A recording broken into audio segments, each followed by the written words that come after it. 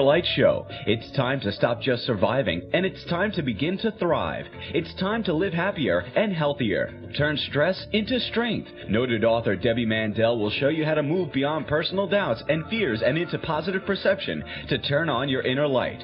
Here's your host, Debbie Mandel. Greetings, everyone, and welcome to my show. Our guest expert is Raymond Francis, MS, President of Beyond Health International and Chairman of the Project to End Disease. He is the author of Never Fear Cancer Again. Learn about the role of good nutrition and avoiding toxic overload in cancer prevention and treatment. Welcome, Raymond. Well, thank you, Debbie. It's great to be with you. Now, what was your first-hand experience with disease, and how did it shape your platform? Well, I am a scientist by training, as you know. I'm a graduate of MIT. But I became president of an international management consulting company, and we did business all over the world. And I started to slow down. And to make a long story short, I went to many doctors, dozens of doctors, and they ended up almost killing me by giving me drugs that poisoned my liver, and I almost died of liver failure. My death was a certainty. And at the last moment, I had to use my own knowledge of biochemistry to save my life. And then it took me 2 years of hard work to restore myself to where I could function again. So this was an enormous learning process. And after it was all over, I started asking very fundamental questions. I started asking, why did I get sick? How do people get sick? How do you make a healthy person a sick person? And if you have a sick person, how do you make them healthy once again? And the more I got into this, the more astounding it became to me. And finally, in 1991, I resigned from everything. I was even on the board of directors of a hospital, resigned from everything, and decided to devote the remainder of my life to improving the health of the American people. And in that very same year, my brother was diagnosed with inoperable prostate cancer. The cancer had spread throughout his body. He was given 3 months to live, 6 months to live, maybe 3 years at the outset, but literally months to live. And I used all of the knowledge that I had accumulated and all the knowledge that I could possibly put together to save my brother's life. He lived an additional 20 years of very, very high quality life. So here's a guy who was supposed to be dead in months, lived another 20 years of very high quality life. And so that's what got me interested in the whole cancer thing, was in saving my brother. And then I progressed along studying more and more and more about cancer and trying to find out, why does cancer happen? How does it happen? Why does it affect some people and not other people? And then finally, last year, we published my new book, Never Fear Cancer Again. And this is really an astounding book. I mean, I don't know if you know who Dr. Russell Blaylock is, but he's one of the top doctors in America. He read Never Fear Cancer Again, and he called it a masterpiece. Well, what I liked about the book is, first of all, I don't believe we should fear, because fear just puts you into fight or flight or freeze, and then you're going to have a surge of hormones that are counterproductive to therapy. But what I liked about the book is it's a prescription for healthy living, and whether you don't want to get cancer or you don't want to get diabetes or cardiovascular illness, I'm certainly not going to see anything wrong about getting good nutrition and staying away from toxic overload. You know, many years ago, Raymond, there was a wonderful book written called The Politics of Cancer I believe it was by Dr. Stephen Epstein. And he wrote about everything toxic in the household that we have. It's not just that we worry about the environment. What about the home environment? What about our carpeting? And he even addressed, plastic water bottles and how people freeze them for the summer and take them on a bike ride. So a lot of the things that you've written about and have accumulated so well for us, are very research-oriented. I mean, everything really resonated for me. So what do you feel does cause disease? Well, the homeostasis is when your body is functioning normally. In other words, everything is balanced. The body is a self-regulating, self-repairing organism. So when everything is self-regulating, when everything is self-repairing, you are healthy. You cannot be sick. It's only when we disturb the body's self-regulating and self-repairing systems that we get sick. So our job is to keep the body in homeostasis, keep it balanced. Well, we don't do that anymore, and we can't. We eat a diet that will not sustain healthy human life. We now live in an environment that will not sustain healthy human life. We live a lifestyle that will not sustain healthy human life.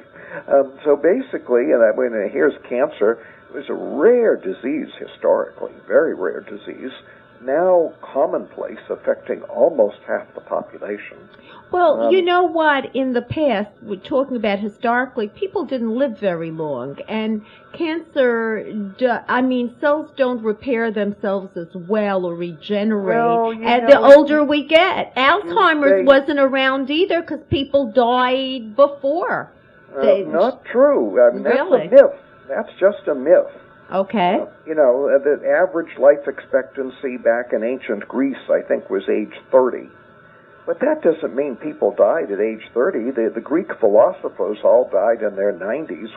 They lived a very good life. Yes, but you see, Moses died at 120. Well, let's not go to... Pharaoh Ramses II died at like 94. Mm-hmm. You see, the average life expectancy it gives you the wrong impression because what it does is it includes infant mortality.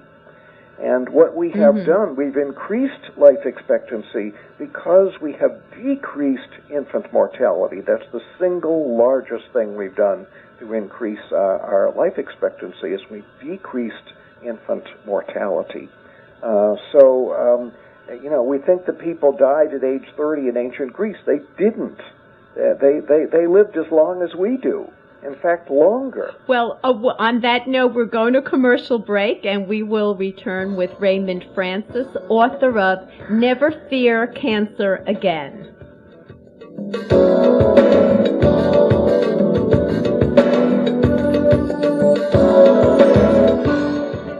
Now you can take Debbie Mandel home with you. Her book, Turn On Your Inner Light, Fitness for Body, Mind, and Soul, will help you decompress with healthy, positive, concrete solutions. Common life challenges are presented so that you can quickly find the help you need. Emotional tips, original meditations, and a fun and easy-to-follow fitness workout for each mindset. This revolutionary new method will help you rewire mind and body to take back your power. Get it on Amazon. Are you overwhelmed with the burden of taking care of children, parents, or both? Are you taking care of everyone else except yourself? It's time to change your habits and re-energize. Debbie Mandel gives you an innovative and easy-to-follow program for good health and happiness. In her magical new book, Changing Habits, The Caregiver's Total Workout, Debbie Mandel shows you step-by-step how to find the optimal balance between giving and receiving and guides you to exercise and eat right to take care of yourself. What are you waiting for? Read Changing Habits and start training for your life. Life does not need to be a burden. Get Changing Habits, The Caregiver's Total Workout on Amazon.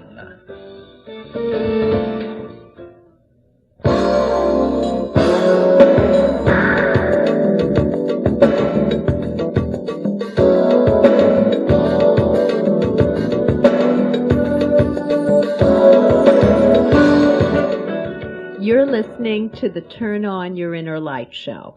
I'm your host, Debbie Mandel, and I'm speaking with Raymond Francis, author of Never Fear Cancer Again. Okay, Raymond, what should we be eating to be healthier? Well, more fresh fruits and vegetables. What we're eating primarily now is processed foods. And we go to the grocery store and we buy things in boxes and jars and cans, and these are all processed foods.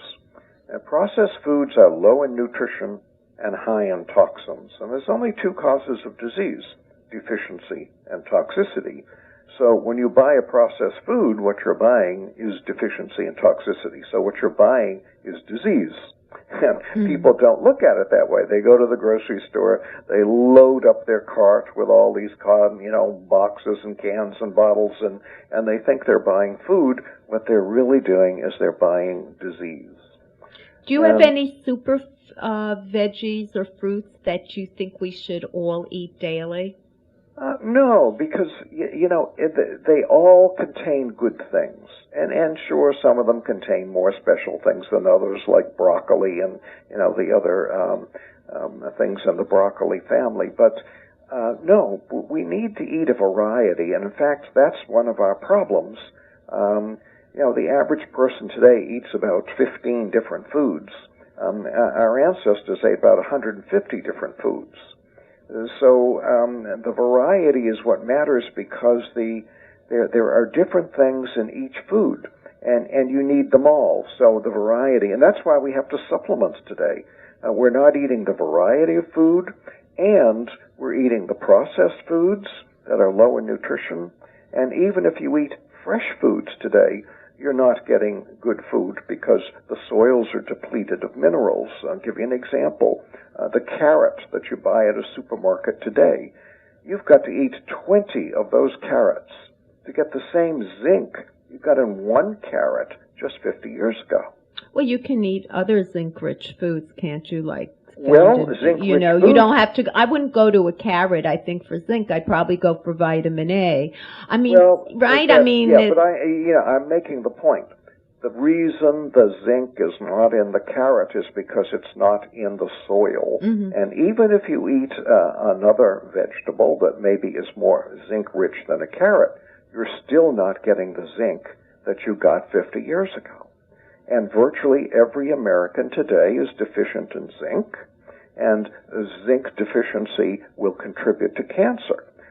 Because zinc is a critical element in the enzymes, in the respiratory enzymes that operate inside the cell to metabolize the oxygen in the cell.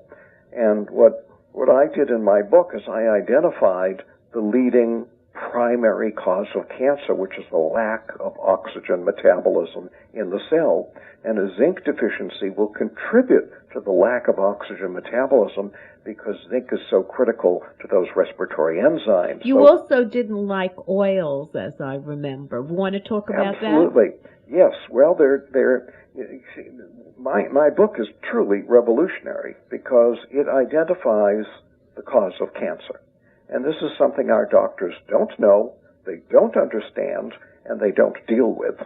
And so this is why the book is so really important to people, because it identifies the cause of cancer, tells you how to prevent cancer, how to cure cancer. To a degree, some people are genetically predisposed, and sometimes in life, but they are, and we don't always know who is and who isn't unless we can go back in time and study our ancestors. But you see, even then, it doesn't matter. Even if you're genetically predisposed to something, that doesn't mean you're going to get it.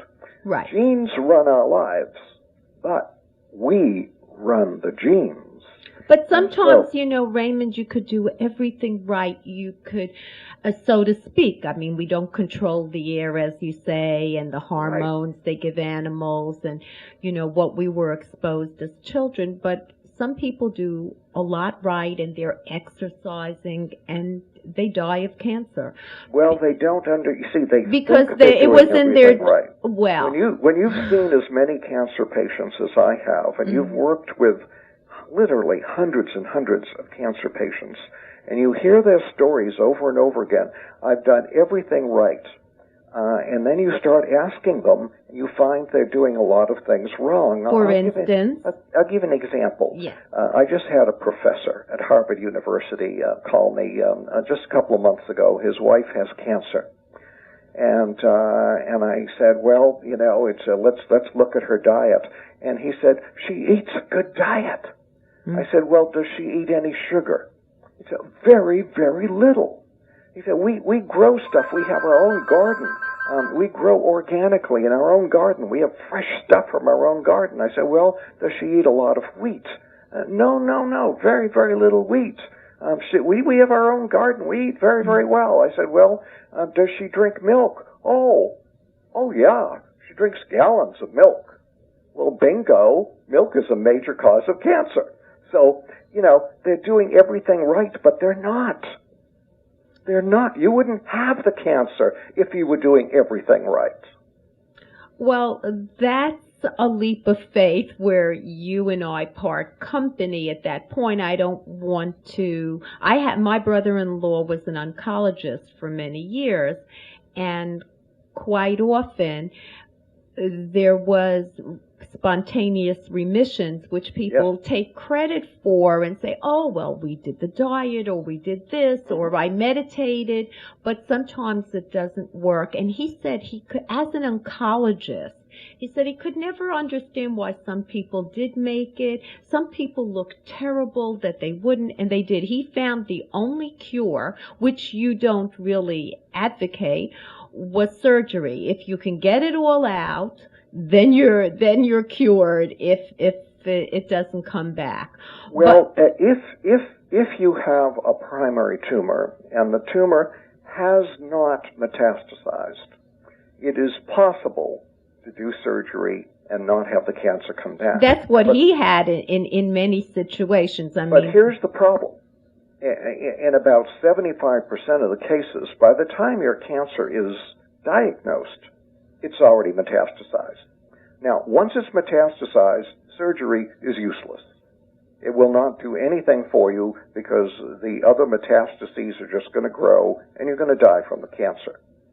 So, but once you understand what cancer is, it's a lack of oxygen metabolism inside the cell. Once you understand that, you can turn that off and you can cure the cancer.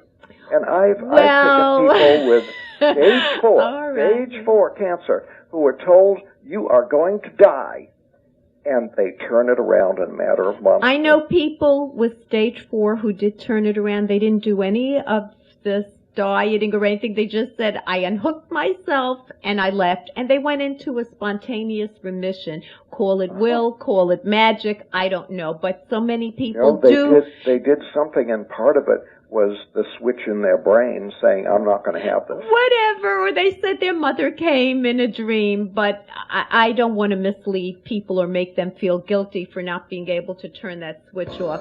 But we go to commercial break and return with Raymond Francis of Never Fear Cancer Again.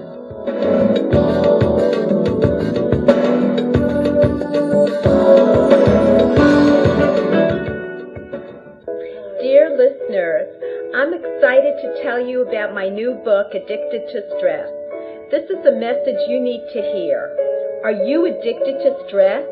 Do you do it all while everyone depends on you? Where's all this pressure coming from? It is coming from inside you. This is why my publisher, John Wiley, asked me to write Addicted to Stress, a woman's 7-step program to reclaim joy and spontaneity in life. This fun-to-read book teaches proven strategies to reclaim your life, silence your inner critic, build a healthy body, and reframe your thoughts to change your life for the better. Dare to be happy without the guilt. Addicted to Stress is easy to get. It's available at Barnes & Noble and other fine bookstores everywhere. You can also buy it at Amazon and other online retailers.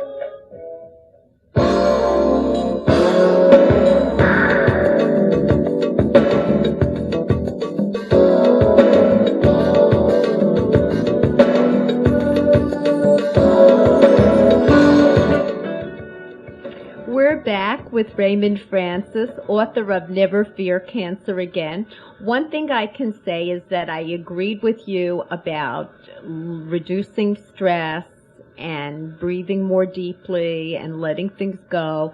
Exercise, very important for mind and body. I'm a big advocate of that. And of course, eating healthy.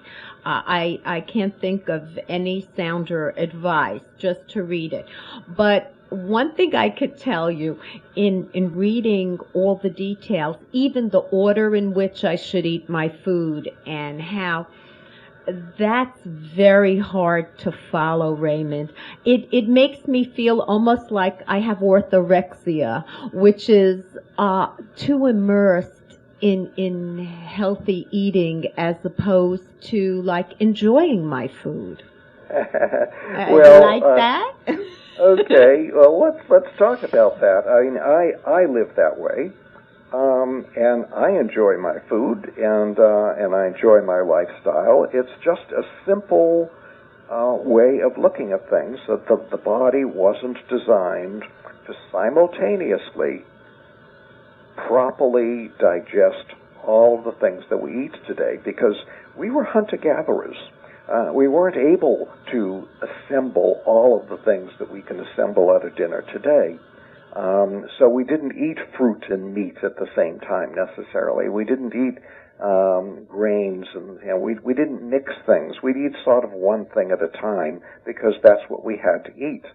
And today we can eat a meal where we can have fruits and starches and proteins and all kinds of things at one meal. Well, the body wasn't designed to digest that properly. Now, if you're a healthy 18-year-old, you can digest a tank. Yeah. But as we grow older and the body is less able to produce all of those digestive juices, we are not going to digest them well. And what happens is that and the undigested part of the food putrefies in the lower intestines, produces toxins and poisons us. So you don't want to do that. So it's a good idea. How many people have digestive issues today? I mean, look at how many digestive aids, tons and tons and tons, are sold every year in America.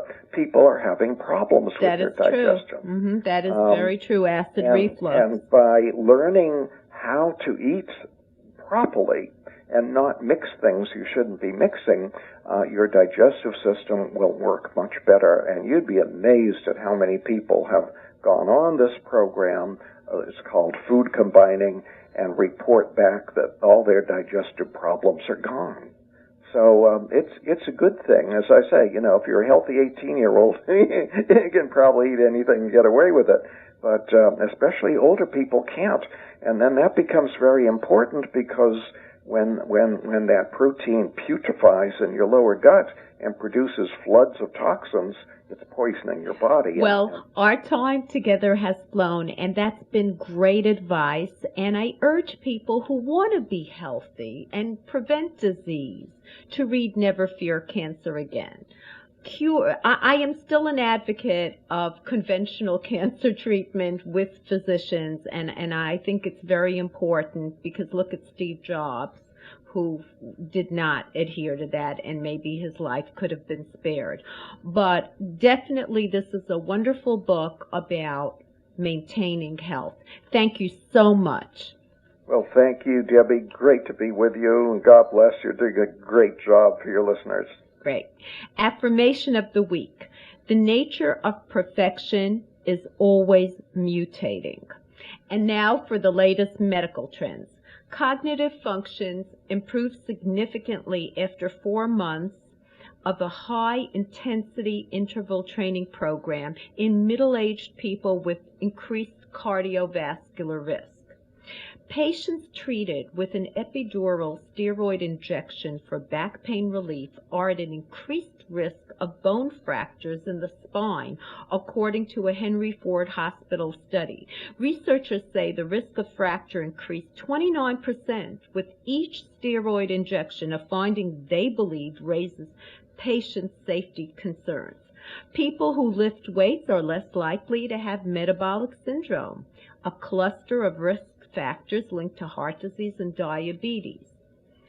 A new study from the Lighting Research Center at Rensselaer Polytechnic Institute shows that exposure to morning short wavelength blue light has the potential to help sleep-deprived adolescents prepare for the challenges of the day and deal with stress, more so than dim light. Parents with a higher number of stressors in their lives are more likely to have obese children, according to a new study. Children also ate fast food more often if their parents perceived themselves as stressed.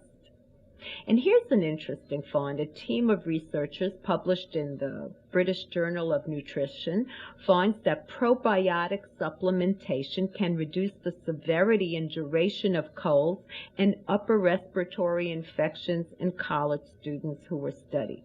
Now, Halloween's coming up, and many people have mini-sized candies, and you think you're getting away with murder here, but you're not, because they add up in calories too, and you might end up eating more. So pay attention that just because they're mini doesn't mean you can just pop them in your mouth like, vitamins. Well, we come to the close of another show. I have an educational website, turnonyourinnerlight.com. Totally free. All the radio shows with the guest experts are archived there for your listening pleasure. Just click on the link and you go right into YouTube. Subscribe to my free newsletter from turnonyourinnerlight.com, and you will get a fresh new article on stress management, all the health tips. I never even get to say half of them because there are just too many fully delineated there, and the latest interview with the expert with an alert for you from turnonyourinnerlight.com. Have a wonderful week and see you on the radio.